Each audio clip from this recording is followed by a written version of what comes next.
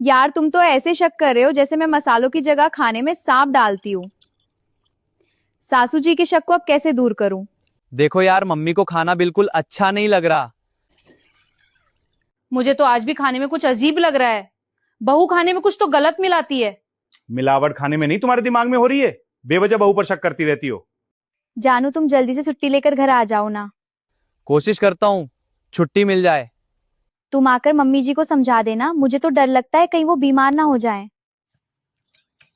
आपने किचन से कैमरा भी हटवा दिया, नहीं तो दूध का दूध और पानी का पानी हो जाता। भगवान का शुक्र करो तुम्हें इतनी अच्छी बहू मिली है। माँ, आप बिल्कुल चिंता मत करो। तुम्हारी बहू बहुत अच्छी है, वो खाने में कुछ ऐसा वैसा नहीं मिलाती। तुम ठीक कह रहे हो बेटा। मुझे लगता है मेरी जीभ का स्वाद बिगड़ गया है। भला बहू खाने में कुछ क्यों मिलाएगी। जब तक ये छुट्टी नहीं आते तब तक कोई डर नहीं, घर आ गए तो सोचना पड़ेगा। अगले एपिसोड में देखिए मैं क्या करती हूँ।